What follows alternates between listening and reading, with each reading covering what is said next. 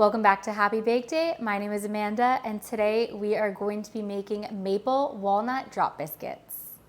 In a large bowl, you'll whisk together 2 cups of all-purpose flour, 1 tablespoon of baking powder, half a teaspoon of baking soda, half a teaspoon of salt, 2 tablespoons of dark brown sugar, and half a cup of toasted walnuts that have been roughly chopped. You're going to add a half a cup of cold unsalted butter that's been cut into small pieces. Use a pastry cutter to cut the butter into your dry mixture until it's about small pea-sized pieces and everything's kind of mixed up together.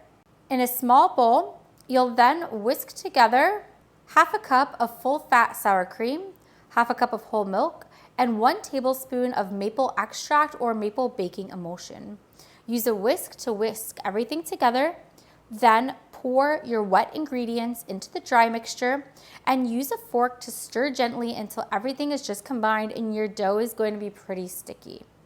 Use a large spoon or a 1/4 cup measuring cup to scoop about a 1/4 cup of the dough onto a baking tray that's been lined with some parchment paper, spacing your dough mounds about 2 inches apart. You're going to bake your drop biscuits in an oven that's been preheated to 425 degrees for about 14 to 16 minutes or until the tops of your biscuits are golden brown and the edges are nice and crispy. Allow your biscuits to cool in the tray for about 5 minutes. While your biscuits are cooling, you're going to make your glaze using half a cup of powdered sugar, 2 tablespoons of maple syrup, and 1 teaspoon of whole milk. Use a whisk to make sure everything is well combined and there's no more lumps. Drizzle your icing glaze over your biscuits once they're still warm, and these are ready for eating. And with that, our maple walnut drop biscuits are done and so fresh and fabulous for fall.